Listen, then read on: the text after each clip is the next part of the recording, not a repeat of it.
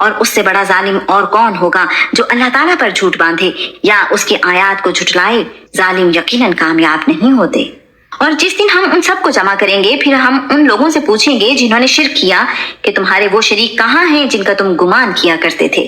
پھر ان کا اس کے سوا کوئی عذر نہ ہوگا کہ وہ کہیں گے کہ قسم ہے اللہ ہمارے رب کی، ہم مشرک نہ تھے۔ آپ دیکھیں کیسے وہ جھوٹ بولیں گے اور وہ سب ان سے گم ہو جائے گا جو وہ جھوٹ بنایا کرتے تھے۔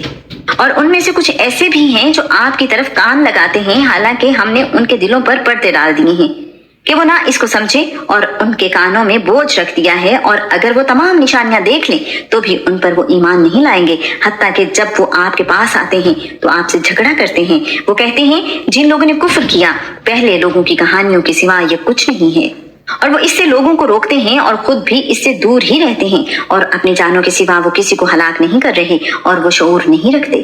اور کاش آپ دیکھیں کہ جب انہیں آگ پر کھڑا کیا جائے گا تو کہیں گے کہ اے کاش ہم واپس بھیج دیے جائیں اور ہم اپنے رب کی آیات کو نہ جھٹلائیں اور ہم ایمان والوں میں سے ہو جائیں، بلکہ ان پر وہ چیز واضح ہو چکی جو وہ اس سے پہلے چھپایا کرتے تھے، اور اگر وہ واپس بھیج دیے جائیں تو یقیناً دوبارہ وہی کریں گے جس سے ان کو منع کیا گیا تھا، اور بلا شبہ وہ یقیناً جھوٹے ہیں۔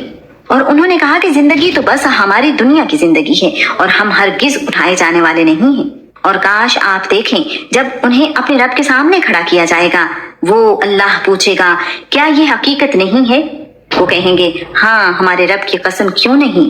اللہ تعالیٰ فرمائے گا تو عذاب چکھو اس وجہ سے جو تم کفر کیا کرتے تھے۔